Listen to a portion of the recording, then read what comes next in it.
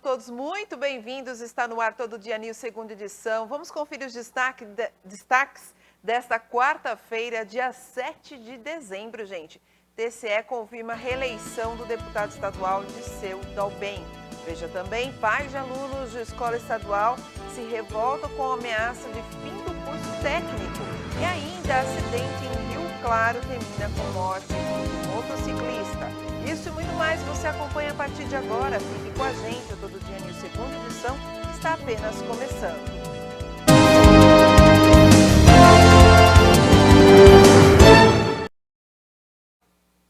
Estamos falando diretamente dos estúdios da TV Todo Dia, Sinal 14, da sua TV digital e através de multiplataformas. Muito obrigada pela sua companhia, pela sua audiência, por estar aqui com a gente acompanhando os nossos trabalhos. E falando em multicanais, você vai ver aí no televisor todos os nossos canais para você acompanhar os nossos trabalhos, inclusive o nosso portal tododia.com.br.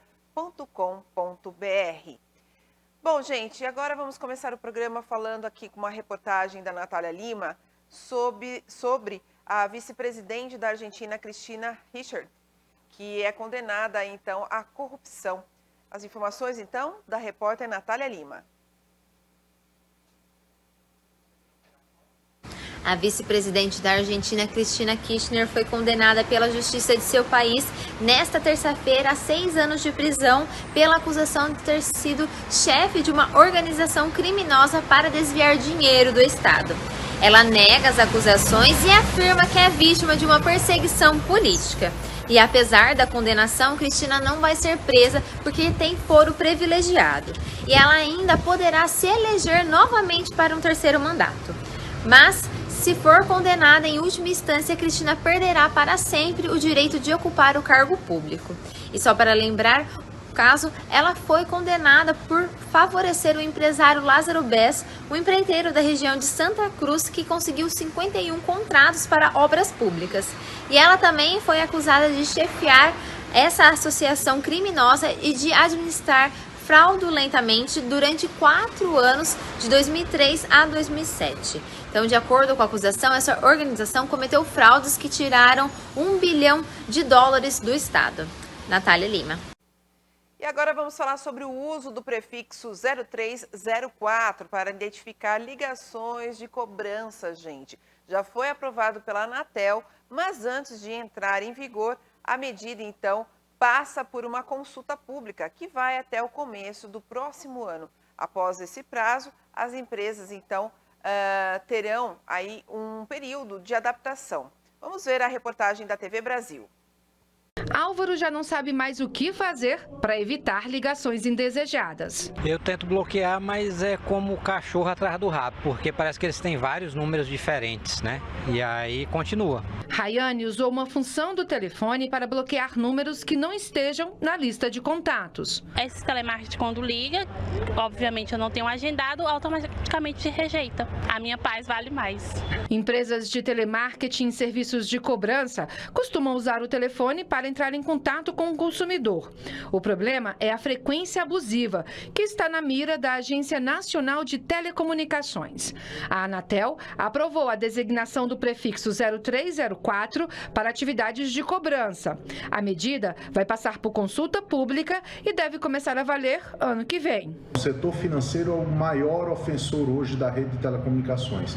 É o setor que mais movimenta chamadas curtas e também tem adotado uma conduta abusiva contra usuários. Após a consulta pública e regulamentação da Anatel, as empresas de cobrança terão 180 dias para passar a usar o prefixo 0304. Ultimamente, a Anatel vem adotando medidas para frear o excesso de ligações de serviços de telemarketing.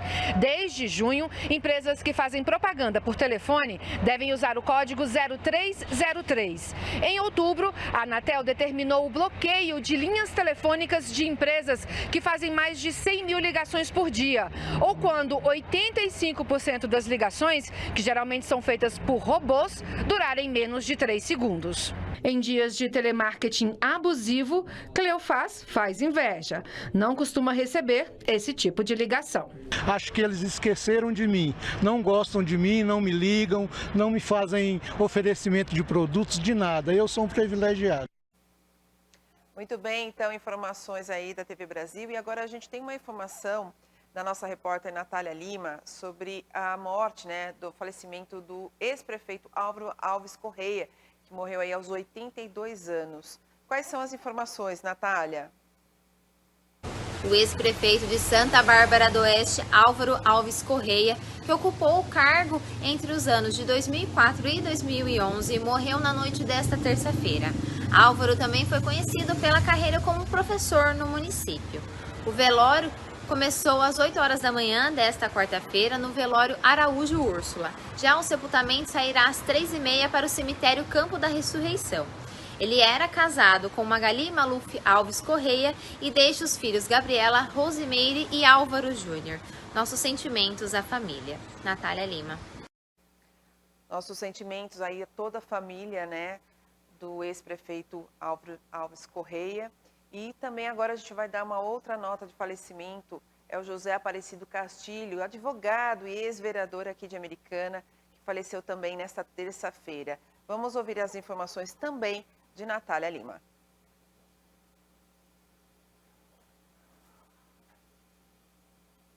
O americanense José Aparecido Castilho faleceu na madrugada desta terça-feira, aos 81 anos, no hospital do Grupo Vera Cruz, na cidade de Campinas. Após o procedimento para a troca de uma válvula no coração, ele sofreu um infarto que ocasionou complicações renais e pulmonares.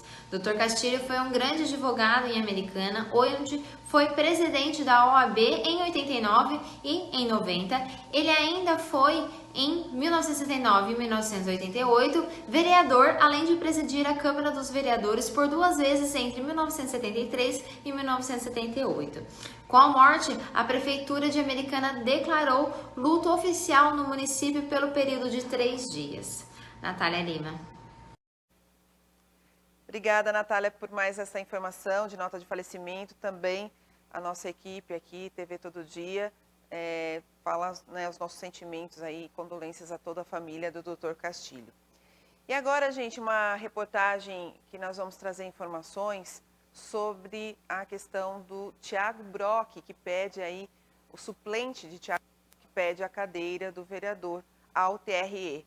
E, inclusive, nós temos uma matéria feita pelo repórter Henrique Fernandes e nós vamos fazer um link ao vivo, inclusive, com o Thiago Brock para falar um pouco mais sobre este caso. Vamos acompanhar, então, as informações do repórter Henrique Fernandes.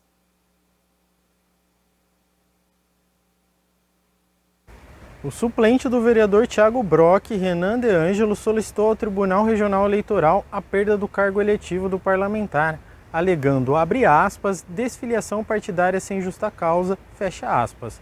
Thiago Brock fez um acordo com o PSDB, Partido Social Democracia Brasileira, e conseguiu a sua saída do partido de forma amigável através de um acordo firmado por meio de uma carta de anuência. Renan De Ângelo é o primeiro suplente ao cargo de vereador pelo PSDB. No entanto, ele não se conformou com a decisão partidária e entrou na Justiça Eleitoral para conseguir o cargo de vereador pela cidade de Americana. De acordo com De Ângelo, a suposta anuência concedida pela Executiva Municipal é nula, quer seja pela falta de competência estatutária, quer seja pela anuência de capacidade da Secretaria que consta como inativa, afirma o De Ângelo em seu pedido para o Tribunal Regional Eleitoral. O vereador Thiago Brock disse que está tranquilo quanto ao processo, pois a carta de anuência foi assinada em comum acordo. Brock está na disputa pelo cargo de presidente da Câmara Municipal de Americana, que ocorre agora em dezembro. Muito bem, então aí as informações de Henrique Fernandes. E eu vou convidar o nosso repórter Henrique Fernandes para participar aqui com a gente, porque nós vamos fazer um link ao vivo, inclusive com o Thiago Brock neste momento. Vem para cá, Henrique, vem conversar aqui com a gente. Tudo bem, Henrique? Boa tarde, Sabrina. Tudo bem, Boa Henrique? tarde, telespectadores. Chamei o Henrique aqui porque ele que fez essa informação, trouxe aqui para os nossos telespectadores. E nesse momento a gente então vai chamar o vereador, Thiago Brock, para falar um pouquinho com a gente. Boa noite, Thiago. Boa noite, tudo bem com vocês? O som tá bem baixinho. Eu tô ouvindo muito baixo o som de vocês aqui, vou tentar responder.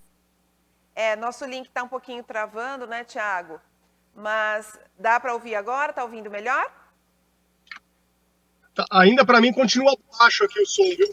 Ah, é? O pessoal da técnica vai tentar dar uma ajustada. É porque senão dá microfonia, né? Mas consegue ouvir? Estou ouvindo baixinho. Está ouvindo baixinho? Mas, Tiago, diante dessa situação, o Henrique está aqui ao meu lado, inclusive, né? Ele que fez a matéria. O que você diz referente agora a essa situação? Bom, primeiro agradecer a oportunidade de falar com o Henrique. Primeiro, o Renato está no direito dele aí, né? Como cliente, um pedido. E de verdade eu não vejo problema nenhum nessa situação. Eu fiz tudo, né? Orientado aí pelos advogados, né? E conversei bastante. E na Constituição, na alteração da Constituição aí, que houve o ano passado, referente à carta de anuência, né? Eu fiz tudo dentro da lei. Então eu estou muito tranquilo e seguro que da resposta que vai ser dada, né? Tenho certeza aí que essa situação do pedido aí da cadeira, ela vai ser arquivada, né? Respeito a opinião do Renan, não concordo 100% com ele, né? Mas acabo respeitando muito a opinião dele aí. Agora estou muito seguro dentro daqueles trabalhos que eu fiz, né? Não ia cometer nenhuma loucura nesse momento de perder a cadeira, de colocar realmente o meu mandato, né? Com tanto sofrimento aí, os candidatos sabem, né? Os vereadores sabem a dificuldade que é sentar na cadeira, ter o seu nome aprovado aí pela população. Acredito eu, com muito pé no chão, venho desempenhando um bom trabalho, né? Não ia cometer nenhuma loucura ou arriscar qualquer coisa para que eu pudesse perder o mandato.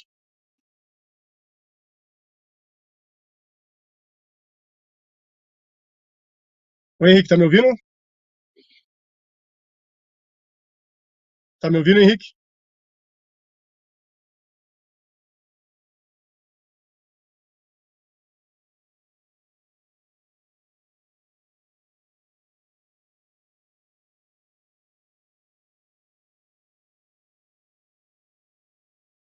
Anteriormente, mas houve uma anuência, né, um acordo de anuência, onde ambas as partes concordaram com a sua saída de exfiliação do PSDB, né? Quanto a isso, você está tranquilo? Foi em comum acordo? O que você tem a dizer sobre essa alegação que ele diz que esse processo foi nulo? Caímos o link com o Tiago, então? Tudo bem, então a gente vai tentar o contato novamente com o Tiago, né, Henrique, e a gente volta a falar sobre este assunto. Nós vamos para um breve intervalo, gente.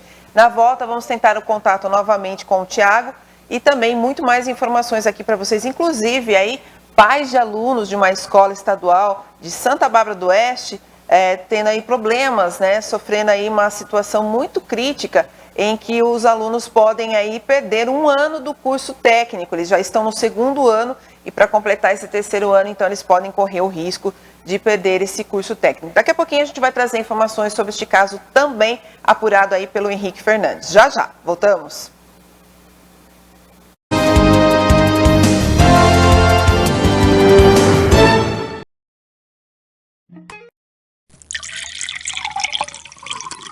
Você já bebeu água hoje? Sem ela não há vida. A hidratação é essencial para o nosso corpo. A água tem várias funções, entre elas a de eliminar o que é prejudicial para a nossa saúde. Não é preciso esperar sentir sede para beber água. O consumo deve ser distribuído em porções ao longo de todo o dia. A quantidade que precisamos ingerir depende de fatores como a idade, peso, atividade física, clima e temperatura ambiente. Quer dicas para lembrar de beber água? Use o celular como despertador para lembrá-lo de beber água. Leve com você uma garrafinha para ajudar a contar o total de água ingerida no dia. Se tem dificuldade em beber água pura, faça a saborização com rodelas de limão, abacaxi ou laranja. De onde vem o dinheiro? Como funciona o cartão de crédito? Poupança, investimentos, juros? Tudo isso é muito complicado, certo? Errado. Complicado é crescer sem entender essas coisas. Saber a importância de poupar, de investir e de sonhar pode mudar o futuro de uma pessoa.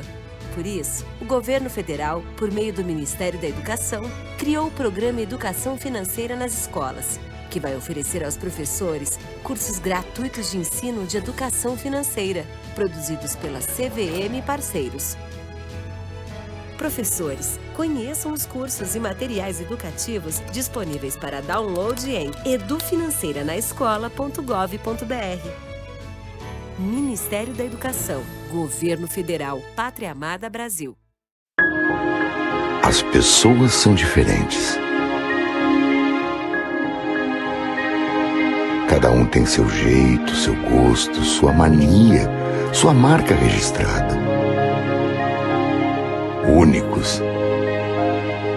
Ser humano é isso, certo? Certo. Mas eu quero te falar sobre dois tipos de pessoas: as que precisam de sangue e os heróis que podem ajudar a salvar vidas. E sabe o que é melhor? Vocês não precisam ser parecidos. Digo mais, vocês não precisam nem se conhecer. Mas eu conheço, porque correndo aqui dentro, eu não vejo diferença. Doe sangue regularmente. Com a nossa união, a vida se completa.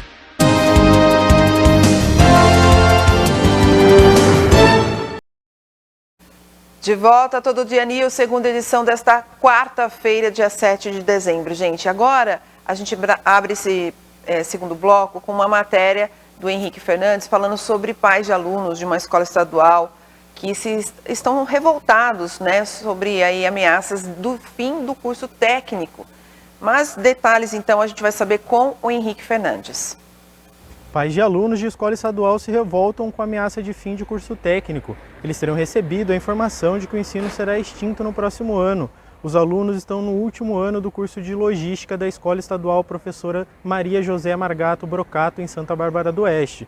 Os pais reclamam de que o curso será extinto em 2023, quando seria o último ano para a conclusão do ensino, que já dura 2 anos. A escola estadual fica na Rua do Couro, no bairro Cidade Nova, mas como a diretoria de ensino da região de Americana fica na cidade vizinha, eles vieram agora à tarde até a Rua Duque de Caxias discutir a situação. Os pais se reuniram com o dirigente da diretoria de ensino de Americana, Haroldo Ramos Teixeira, e ao final da reunião, segundo os pais, ficou decidido que o curso técnico será mantido para o próximo ano de 2023. Mas os pais continuam preocupados com a questão de mudança de horário e mudança de escola. Porque eles já fizeram os 2 anos de curso num período.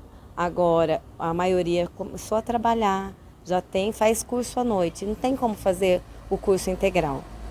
A gente estar aqui conversando com ele para ver se a gente consegue fazer as crianças, os adolescentes ficar num período só, na parte da manhã, como foi os 2 anos. Só falta 1 ano.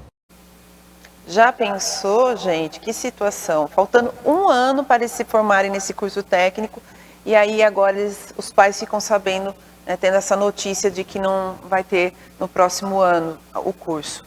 Complicado, né? Vamos aguardar o desenrolar dessa situação e a gente sempre vai manter aqui vocês informados, tá bom?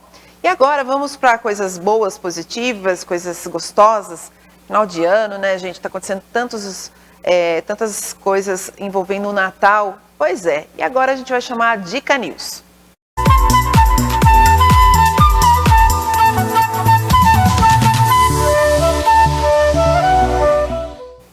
Pois é, espetáculos da Caravana Brasil são destaques da programação do Natal Iluminado de Nova Odessa. E quem tem os detalhes é a nossa repórter Natália Lima.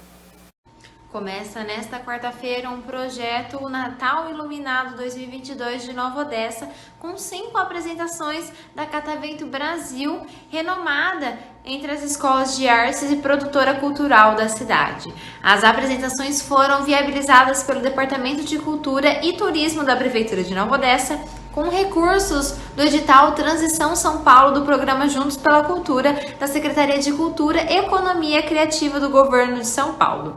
O evento acontecerá até o dia 18 de dezembro e no nosso site vocês podem conferir a programação. Natália Lima.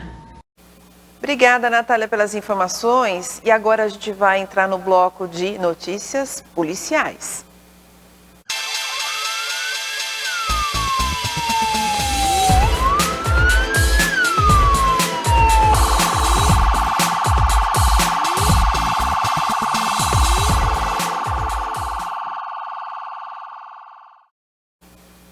Foram presas 40 pessoas na 10ª fase da Operação Luz na Infância, por crimes de abuso e exploração sexual contra crianças e adolescentes na internet. As ações foram coordenadas pelo Ministério da Justiça e Segurança Pública e contou aí com mais de 500 agentes das polícias civil e estaduais. Vamos ver a reportagem da TV Brasil. As ações foram coordenadas pelo Ministério da Justiça e Segurança Pública e mobilizaram mais de 500 agentes das polícias civis estaduais. Houve ainda a colaboração de autoridades policiais de outros países. A pena para quem armazena esse tipo de conteúdo ilícito varia de 1 a 4 anos de prisão, de 3 a 6 anos para quem compartilha e de 4 a 8 anos de prisão para quem produz conteúdo relacionado aos crimes de exploração sexual. Ao todo, foram cumpridos 125 mandados de busca e apreensão. Ações sincronizadas em 18 estados da federação, aqui no território brasileiro, e simultaneamente em outros 4 países, como Estados Unidos, Panamá, Equador, assim como aqui dentro do Brasil pelas polícias civis desses 18 estados. A primeira Operação Luz na Infância foi em 2017. De lá para cá, já foram cumpridos mais de 1.900 mandados de busca e apreensão e realizadas mais de 900 prisões em flagrante. Eu faço um apelo, papai e mamãe, fique atento no seu filho, na sua filha, tá?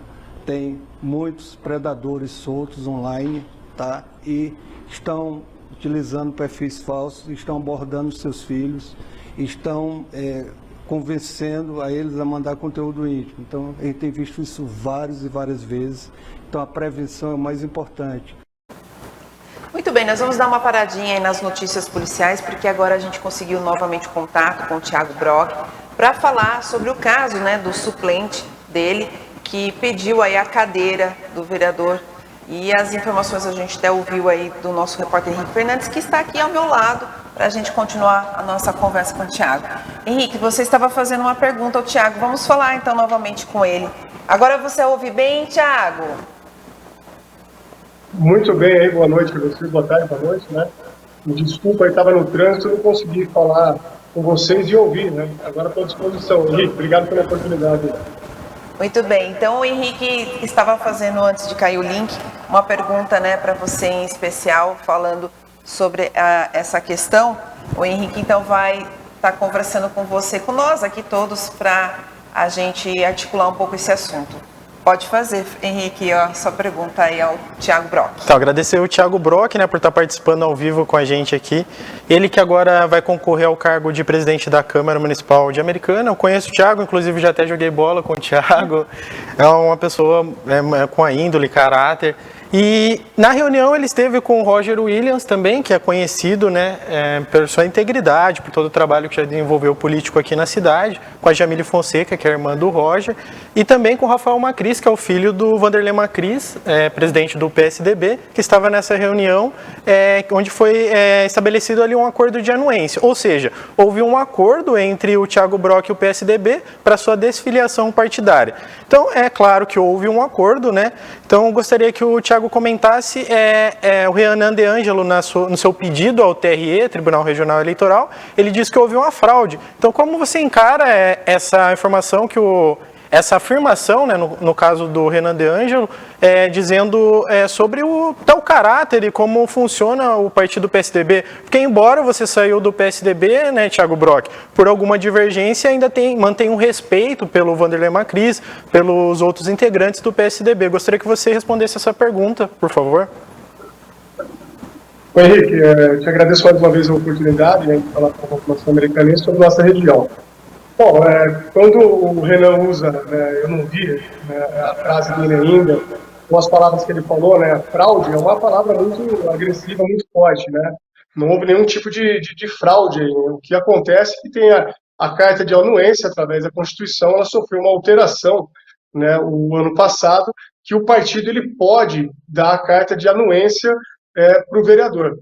Sabendo desse pedido da carta de anuência, né, eu fiz questão aí de entrar em conversa com o vereador Lucas Leoncini, isso não tem nada de irregular, né, sabendo, e o partido já era conhecimento do partido, inclusive do Renan, que eu não tinha mais espaço dentro do PSDB, né, em 2020, 2016, aconteceu isso em 2020, e eu fui fazer a consulta com o advogado para que eu pudesse pegar todas as orientações possíveis, né, e não correr risco de perder o mandato. Foi o que eu fiz. Se existiu uma reunião em ata, né, que foi registrada, inclusive, pelo PSDB, né, com a assinatura aí do presidente, do vice-presidente, toda a diretoria da executiva. Tudo aquilo que a lei pede, né, eu fiz. Então, eu estou muito tranquilo referente ao trabalho que a gente fez sobre a carta de anuência.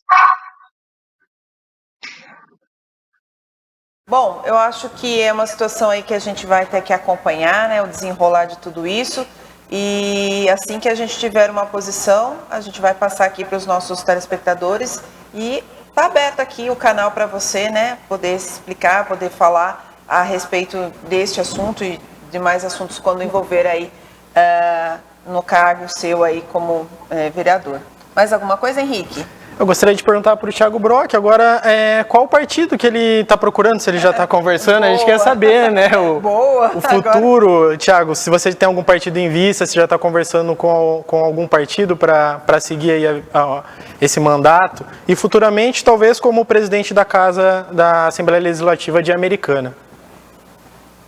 Oi, Henrique, a votação para presidente acontece dia 16, né, numa sexta-feira às 10 horas da manhã. Estou trabalhando muito para que possa ser eleito, né? Isso acontece com os vereadores, né? Então a presidência, a gente vai discutir somente trabalhando muito, né, para que possa chegar lá. Referente ao partido, né, eu ajudei 2 deputados do PL, né, o Alex Madureira, e o Capitão Berrite, que inclusive é o secretário de segurança ali, indicado pelo Tarcísio. Então, tudo indica que eu posso realmente ir para o PL, mas eu estou recebendo convite de outros partidos também. Nessa fase agora, acho que eu tenho um tempo para eu pensar, né, ver todas as propostas e escolher o melhor caminho. Muito bem, agradecemos então, né, a sua contribuição aqui, atender ao nosso pedido para poder falar com a gente, com os nossos telespectadores e explicar um pouquinho toda essa situação. Obrigada, boa noite, Thiago. Acho que o Thiago acabou caindo. Ah, não, tá aí. Tá certo, obrigada, viu, Thiago? Muito bem, gente, é isso aí. Então, Henrique, vamos acompanhar, né, o desenrolar dessa situação aí. Depois a gente vai descobrir que partido ele vai ficar agora, né, se vai ser o PL mesmo. Enfim, muito obrigada pela sua participação, Henrique. Obrigado, Sabrina. É isso aí, gente. E agora, dando continuidade nas notícias policiais, o Henrique volta para falar, né, olha só que situação, é um boletim que ele vai falar sobre a apreensão de tijolos de maconha lá em Nova Odessa. Então, fala aí, Henrique.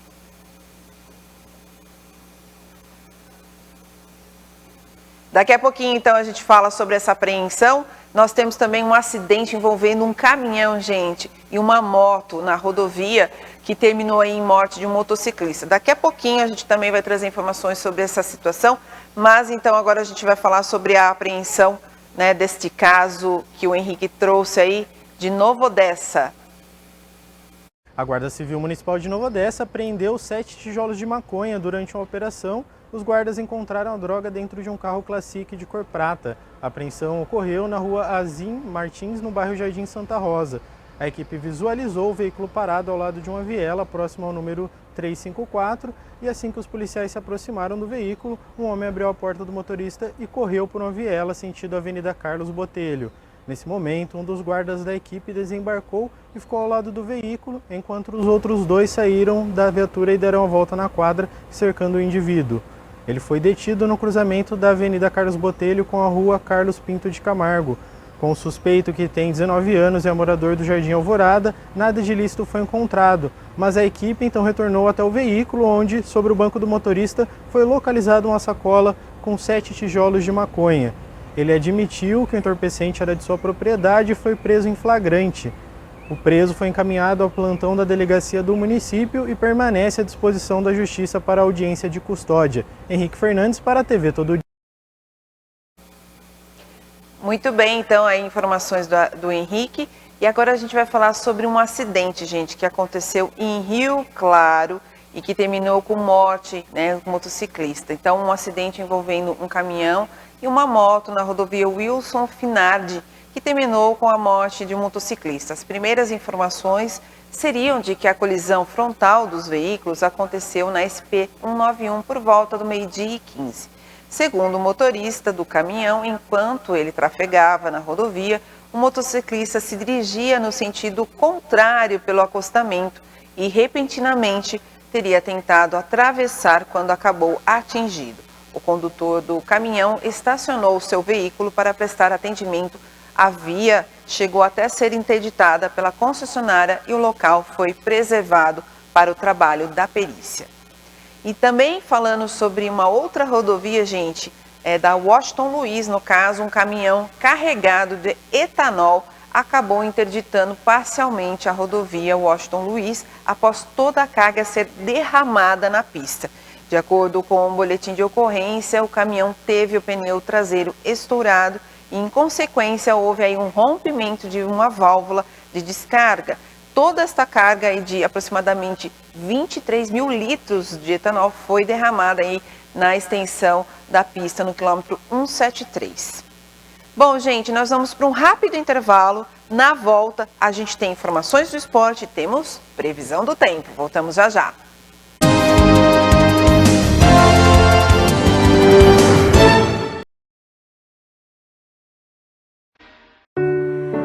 O professor, ele é fonte de inspiração. O professor, ele tem esse papel de transformar as pessoas em seres pensantes. A gente trabalha na construção de um cidadão, né? Eu só sei que eu faço isso há 20 anos.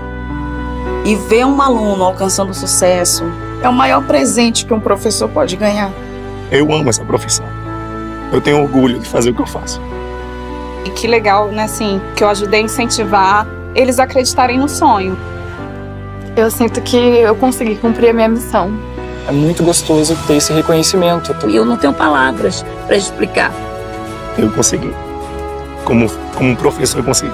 Professores são inspiradores e mudam o futuro dos estudantes. Por isso, o governo federal, por meio do Ministério da Educação, oferece cursos de aperfeiçoamento, especialização e formação continuada de professores no AvaMec. Ministério da Educação, Governo Federal, Pátria Amada Brasil.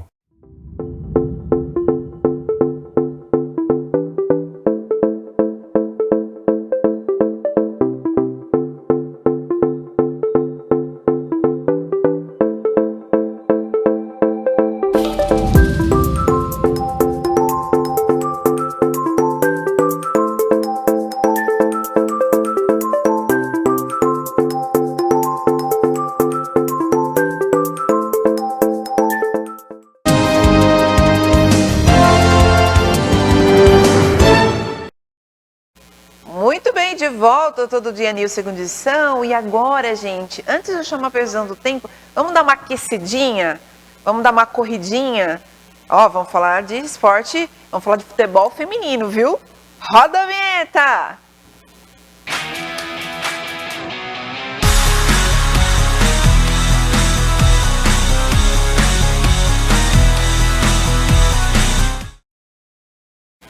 Já que tá chovendo bastante, vamos falar de aquecimento, né? Vamos ter que aquecer, tá chovendo bastante mesmo. Fim de ano, né? Dezembro é natural que chova mais, né? É natural que chova mais, mas é natural também que tenha Copa. Não, tem muita coisa acontecendo. Nossa, eu fiquei até perdida com tanta coisa. Tem campeonato feminino, o Campeonato Paulista feminino, já está na sua fase de semifinal. Opa. Tem a Copa Paulista, que está na fase feminina também, que está na fase de finais, já são os dois jogos finais. Mulheres. E a Federação Paulista lançou recentemente, já tinha lançado os grupos da Copa Paulista de Futebol Júnior, que é aquele campeonato dos atletas de base, né, até 20 anos, que disputam aí, digamos que é a maior vitrine de futebol de base, né, do país e um dos maiores do mundo também, né? É de lá que saem os... De lá que saem os grandes craques, exatamente. Neymar saiu de lá, né, o Richarlison, todos eles, obviamente, saíram da Copinha. Porém, alguns clubes da nossa região vão participar dessa competição, mas não vão jogar aqui na região não, vão jogar um pouquinho longe. A gente tem os grupos, então como a federação ontem lançou Eles já tinham lançado os grupos, mas eles lançaram agora quais são os confrontos, qual vai ser a cidade, certinho. A gente trouxe então uma arte para a gente conferir quem são os clubes da região que vão jogar e aonde vão jogar. Luquinhas, pode pôr o primeiro grupo aí no ar então, que é o grupo do Guarani. Ele vai jogar em Franca, que a sede é em Franca, com a Francana, Grêmio, Cruzeiro e o Guarani. Lembrando que é times do Brasil inteiro, tá? Então você pode ver que tem o Grêmio do Rio Grande do Sul, o Cruzeiro não é o Cruzeiro de Minas, é o Cruzeiro de Alagoas. E aí o Guarani também joga contra todas essas equipes. Os 2 melhores avançam para a próxima fase. Okay. O próximo grupo, Luquinhas, a gente vai pegar lá em Cravinhos, pertinho da minha terrinha. Aliás, o clube que eu trabalhava, o Comercial de São Paulo, vai enfrentar o Sport, Volta Redonda e a Inter de Limeira, que vai também ficar lá na sede. A federação leva os clubes, as cidades sedes que hospedam, ficam em hotel e tudo mais, então não tem custo para o clube. Próximo bloco é lá em Assis, esse está longe, hein? Esse está bem distante. Que é o Vocem, o dono da casa, né? Vai enfrentar o América Mineiro, o Retrô e a Ponte. Vocem. É o time da 2ª divisão do Campeonato Paulista. A Ponte, então, vai enfrentar essas equipes aí. E o último time da nossa região é o... Não, acho que já foram os 4, né? Já foram, Luque, desculpa. Não, tem o 15, perdão. Tem mais um ainda, que é o próximo grupo. Pode passar, ô Luquinhas? É isso, o 15 de Piracicaba vai jogar em São Paulo. Esse está um pouco mais pertinho, que o Nacional é o mandante, né? O rei desse grupo. O Nacional, Juventude do Rio Grande do Sul, Alecrim do Rio Grande do Norte, está longe. Aliás, Sabrina, essas equipes que vêm de muito longe, eles passam a virada do ano em viagem, porque o campeonato começa dia 2. Ai, meu Deus. Eles passam dia 31 e 1. O Natal Novo até dá para passar em casa, mas o dia 31 e o dia 1, eles passam geralmente em viagem. Nossa. Eles passam, tem muitas histórias bacanas. Quem acompanha outras emissoras que conseguem fazer, né, um aparato maior sobre esses campeonatos, vocês conferem histórias assim absurdas, né, de gente que viaja 24, 25, 35 horas para poder chegar nesse campeonato e participar de uma competição que é uma vitrine, como a gente falou. Às vezes essas equipes não têm força para chegar na final, mas eles conseguem despontar um atleta ou outro em jogos importantes. E aí a equipe grande acaba vendo e traz esses meninos para jogar em São Paulo, Rio de Janeiro, Minas Gerais. Imagine também viajar tanto tempo no ônibus e com essa vontade de ser um jogador famoso, né? Vendo tudo a Copa aí do mundo. Nossa, ele deve passar um filme na cabecinha dele. E tem atletas que não têm apoio nenhum, viu? O time vem viajar com apoios dos pais, de patrocinadores assim, que ajudam com uma quantia dos times. Às vezes a prefeitura, mas nem é sempre. Então tem gente que passa viajando aí, não é nem de avião, viu, Sabrina? Os caras vêm de ônibus, vêm de van, vêm de carro, enfim, eles dão um jeito de chegar, sofrem bastante. A gente tem que melhorar muito ainda nesse futebol, nessa questão, mas as coisas estão encaminhando. Boa sorte para todos que vão disputar, então. Isso aí. Mas agora você vai falar do futebol feminino, que eu gosto também, né? Porque a gente está na fase de semifinal do Campeonato Paulista de Futebol Feminino. Que hoje tem jogo já. Às 9h30 da noite, Santos e São Paulo, que o jogo da Vila Belmiro, vão se enfrentar. A gente tem aí a tabela.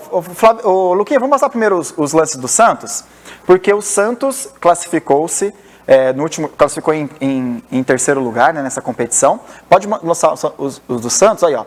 Goleando a equipe do Realidade Jovem, do Rio de Janeiro, por 11-0. Sabe? 11? Esse jogo foi o último da fase classificatória, né? Mulherada, fantástico. Fantástico, como eles chamam, né? Os fantásticos. Foram 11-0 esse jogo, né? E tem alguns gols, não passamos todos, é claro, né? Agradecer a Federação Paulista que disponibilizou pra gente essas imagens. O Santos, então, vai enfrentar a equipe do São Paulo hoje no primeiro jogo, são jogos de ida e volta. O primeiro jogo, então, o Santos enfrenta. A entrada é grátis na Vila Belmiro, quem for assistir o jogo, então, não precisa pagar nada. E o Santos chega como um dos grandes campeões desse campeonato, viu? Porque já são 4 títulos.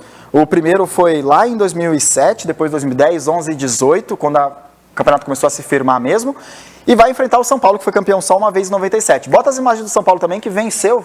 Luque, pode passar para a próxima. O São Paulo venceu o São José, que é outra grande equipe também do time feminino. Disputa Libertadores também. São Paulo passou aí, classificando-se em segundo lugar, vencendo por 5 a uma equipe do São José, lá em São José também dos Campos, né? O campo é maravilhoso, viu, Sabrina? Foi campo de treinamento para a Copa do Mundo, então o estádio está todo revitalizado, está bem bonito assim.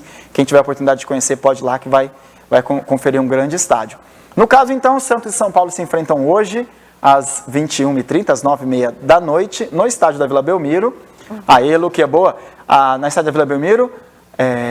E amanhã tem jogo entre Ferroviária e Palmeiras, a gente vai falar amanhã um pouquinho mais sobre esse jogo também, que se enfrentam na Fonte Luminosa, que é pertinho lá de Ribeirão também, é um estádio, outro estádio belíssimo também, esse já é um estádio magnífico, todo bem iluminado, né? Teve o dinheiro do PAC para construção, ficou um estádio com um elevador, é bem bonito mesmo, quase é uma arena, né? Digamos assim, é uma arena. Então amanhã Ferroviária e Palmeiras enfrentam, a gente traz informações também sobre Ferroviária e Palmeiras. Os jogos de volta serão no dia 11 e 12, e aí quem vencer então, quem tiver mais pontuações nesses confrontos, vai para a final do Campeonato Paulista, que esse ano não tem o Corinthians, que ficou em 5º lugar, não conseguiu passar, mas o Corinthians está na final da Copa Paulista desse ano também. Amanhã a gente vai trazer informações desse jogo também. Mas o que eu queria dizer, 11... Poderia ser 11 gols, gente. Olha, mulherada, parabéns, viu? 11 eu fico gols. muito feliz por essas mulheres. Eu queria um jogo do Brasil assim. Você acha difícil? São mais difíceis porque as seleções femininas dos outros países são muito fortes, né? Aí já fica mais difícil. A gente tem grandes seleções, os Estados Unidos, né? A Inglaterra, são seleções mais difíceis de enfrentar. O Canadá, que é uma grande seleção de futebol também. Mas a seleção brasileira está indo bem. Ano que vem tem Mundial e a gente está classificado e vamos em busca do título aí, né? É o título que falta para as meninas. E foi bonito ver a comemoração das meninas, né? As meninas comemoram bonito também os gols, né? Também, com ou sem dancinha. Só não pode fazer igual os homens, arrancar a camisa, né? Aí já não pode. Não pode. Mas tem dancinha também. Aliás, só para fazer uma... A gente não tem Copa hoje, mas... O zagueiro da Croácia, agora me fugiu o nome dele, disse que não se importa não com as dancinhas do Brasil, não. Aliás, o Brasil vai enfrentar a Croácia amanhã, mas ele não se importa, ele sabe que o Brasil nasce e vive e morre com música, né? Então ele acha que é natural isso, tem que respeitar a cultura em si do país, não é desrespeito nenhum para a torcida adversária. Tomara que na sexta-feira ele veja muitas dancinhas, então, brasileiras. É isso aí, vamos aguardar sexta-feira o Jogo do Brasil. Tá certo, Rafael? Tranquilo? Tranquilo. Amanhã eu volto, então. Amanhã ele volta. Gente, e agora nós vamos chamar a previsão do tempo, porque olha, chuva não para, né, gente? O futebol aquece, esquenta, mas as chuvas, os temporais, não adianta. Vamos chamar a previsão do tempo?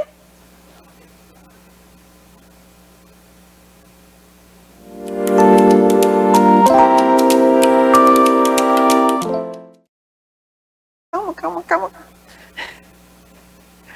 Essa turma aqui, eu vou te falar. Vamos lá, então. Vamos chamar uma matéria. O governo federal reconheceu a situação de emergência em 30 municípios de Santa Catarina atingidos aí pelas fortes chuvas.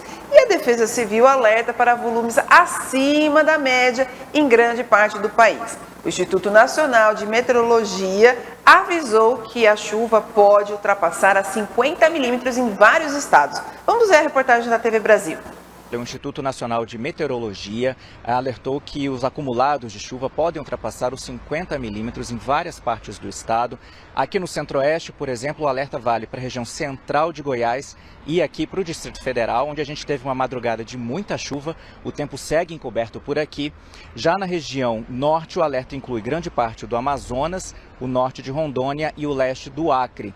No Sudeste, a chuva vai ser mais intensa no sul de Minas Gerais e no leste de São Paulo. E, Renata, agora na região sul, que já vem sofrendo com os temporais, né, desde a semana passada, a região também está incluída nesse alerta do INMET. Os acumulados podem ultrapassar também os 50 milímetros no oeste do Paraná e também no oeste de Santa Catarina, estado que vem sofrendo com os temporais. A gente lembra que de domingo para segunda-feira voltou a chover forte em algumas regiões do estado, o que provocou alagamentos, deslizamentos. Muita gente foi forçada a sair de casa e pelo menos 4 pessoas morreram em Santa Catarina por causa da situação por lá.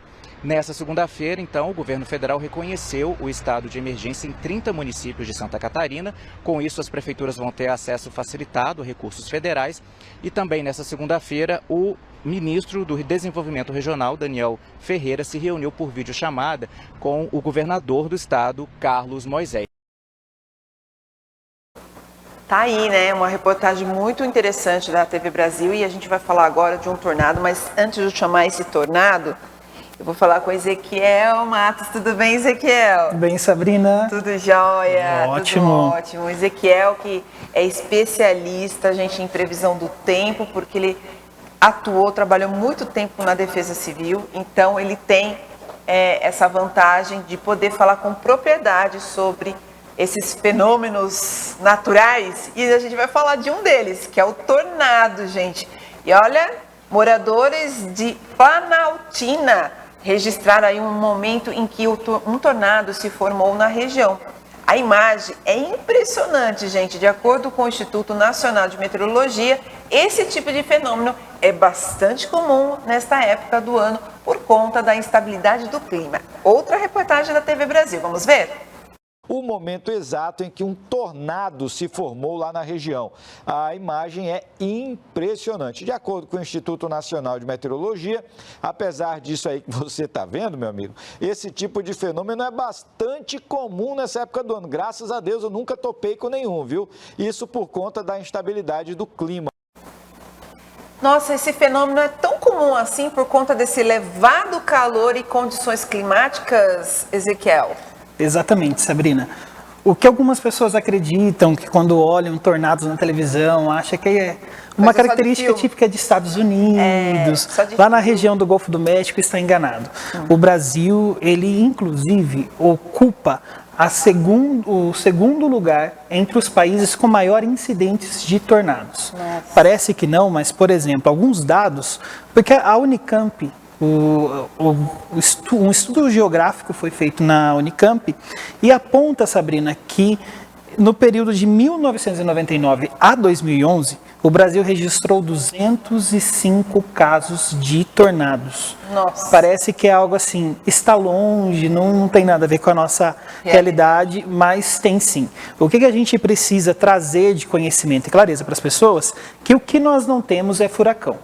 O Brasil não é típico do nosso país formações de furacão. Certo. Porém, os tornados e os ciclones subtropicais, que são aqueles que se formam no oceano e atingirá aquela região mais litorânea, esses nós temos. E a gente precisa explicar que esses fenômenos ocorrem justamente pelo choque das duas massas. A massa de ar quente, que às vezes se estabiliza por muito tempo em uma determinada região, e aí quando começa a chegar uma massa, uma instabilidade, um tempo de massa de ar frio ou uma instabilidade de chuvas, o choque dessas duas massas vai formar uma colisão entre as nuvens, que a gente vai falar daquele sistema de rotação, né? As próprias nuvens, elas vão se encontrar e elas vão começar a formar aquele sistema de rotação até tocar o solo. Aí que a gente vai chamar ele realmente de tornado. Porque o ciclone, como a própria a palavra, a gente sempre vai falar sobre ciclone subtropical, porque ele vai se formar na água, ele vai se formar no oceano. O tornado não, ele toca o solo mesmo, ele começa no solo. Ele não, diferente do ciclone, que vai começar no oceano, o tornado ele vai tocar o solo. E a gente precisa trazer uma informação importante para as pessoas, porque dentro desse estudo que foi realizado, o estado de São Paulo está entre os estados brasileiros com o maior risco de formação de tornados. O estudo aponta que, além do estado de São Paulo, Rio Grande do Sul, Santa Catarina e Paraná também têm essa possibilidade, as condições de formar tornados. E especificamente para a região de Campinas, a gente precisa informar que a região de Campinas ela faz parte de uma rota de tornados. Assim como nós vimos na matéria da TV Brasil, a formação de um tornado é possível ter na região? Sim. E o estudo aponta que as cidades de Sumaré, Nova Odessa, Americana, Santa Bárbara, Paulínia, Indaiatuba, Itu e Itupeva têm a maior probabilidade de ocorrer esses eventos. Por quê? Entre todas essas, justamente pela quantidade de casos que já foram registrados no período. Olha então, só, o período gente, que foi analisado, que foi 1990 a 2011, aponta que houve incidências de casos nesses municípios. Então, dentro das rotas da formação, principalmente por conta da direção do vento, que ele vem, e a velocidade que o vento vem, que é como se fosse uma rota de ventos. Né? Ele tem uma definição da rota onde o vento vai passar, e a gente já teve muitos casos, inclusive em Santa Bárbara, que a gente fala assim, ocorrências de rajadas de ventos, que os ventos passaram de 120 km por hora. É importante as pessoas entenderem que às vezes a gente fala assim, teve ocorrências com ventos, mas foram rajadas de vento de 120 km por hora. Aí alguns pensam, mas será que não foi tornado? A gente pode dizer que não, porque o tornado só se ele tiver o formato de rotação, e que é muito mais perigoso do que uma rajada, porque pode ser que atinja a mesma velocidade, mas o potencial de destruição de um tornado é muito maior do que uma rajada. Só para você ter uma ideia, gente, aquele tornado que a gente acabou de ver na reportagem da TV Brasil, pode-se ter aí a duração de 5 minutos e ainda ter os ventos até 180 km por hora. É muita coisa. Em 5 minutos. Imagina o estrago que faz em 5 minutos. Então, tem que tomar cuidado. E é importante, Sabrina, a gente trazer a informação da seguinte situação. Rajadas de vento, tornado e microexplosão, que vai ser um assunto que nós vamos trazer no decorrer aqui dos nossos programas, são eventos que a gente chama de tempestades ou eventos severos. Eventos severos, os radares meteorológicos não conseguem fazer a previsão dele como a gente faz com a chuva. Então, por exemplo, desde sexta-feira nós estamos falando da frente de instabilidade que está causando as chuvas que nós vimos nesses últimos dias. Diferente dos eventos severos. A previsão de um evento severo é de 30 minutos a 1 hora com antecedência. Porque você tem que analisar as formações das nuvens, o que tem dentro dessa nuvem, o tipo de tempestade, para conseguir identificar que existe o risco ou não da formação de um tornado ou de uma microexplosão. Então tem que ficar sempre atento aos alertas, como é importante a gente trazer essa informação que hoje a Defesa Civil do Estado de São Paulo ela disponibiliza os alertas por SMS, quando a pessoa entra no seu celular e faz o cadastro no SMS 4099. Então você passa a receber os alertas pelo seu celular. É importante estar atento porque o evento severo, de fato, vai chegar pelo seu celular. Não tem como a gente prever ele com antecedência. Poxa vida, gente, olha só. Que bom. E todo mundo pode ter? Qualquer pessoa pode ter esse acesso? Qualquer pessoa. 40199. Você vai entrar lá no seu celular, na caixinha de mensagens, o SMS... Né? Quanto tempo a gente já não fala mais de SMS depois do WhatsApp, né? Sim. Mas as notícias chegam por lá, os alertas chegam por lá, você vai entrar no seu SMS e você vai mandar uma mensagem para o número 40199.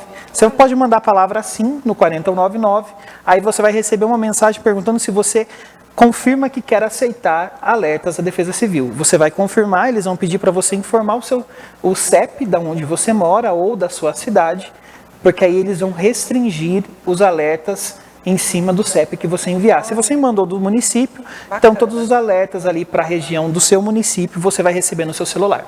Fantástico, gente, tá vendo? Aproveita aí porque pelo menos fica esperto aí com qualquer alerta. Que mais, Ezequiel, que você tem aí para nos informar? Nós conversamos ontem, antes da gente... Os raios, né? Exatamente. Vamos falar um pouquinho sobre os raios? A gente trouxe algumas imagens, e é importante, antes da gente passar as imagens, Sabrina, por que a gente optou falar sobre os raios hoje? Porque a gente tem que lembrar que hoje tem um alerta vigente, especificamente para esta quarta-feira, de chuvas fortes, né, com potenciais de tempestades, acompanhadas de granizo, rajadas de vento e tempestades de raio. E dentro das tempestades de raio, então, a gente prometeu que a gente traria informações sobre os raios. Sim. É importante, vamos pedir para o Lucas colocar o primeiro vídeo na tela de um raio. É uma das melhores imagens, a gente pode ver o raio atingindo aí uma árvore, né, do lado de uma casa. O poder de destruição é muito grande. Em lembrar aí que os raios vão se formar por choque de partículas dentro das nuvens, que vão gerar a formação de raios, né? As partículas dentro das nuvens vão gerar uma descarga de energia, que são os famosos raios, como a gente está vendo na imagem. E a maioria dos raios, eles vão sempre afetar campos, áreas abertas, né? É o mais comum chegar em áreas abertas. Por isso que quando você vai na praia no período de verão, você vê aquelas informações sempre do Corpo de Bombeiros que você não fique na praia quando estiver chovendo, porque de fato a praia ela se torna um ambiente propício para quedas de raio, assim como as árvores. A gente tem que lembrar, árvore não é sinônimo de proteção em dias de chuva. Ela funciona como um para-raio natural. Ela vai puxar o raio para ela, como a gente viu na imagem.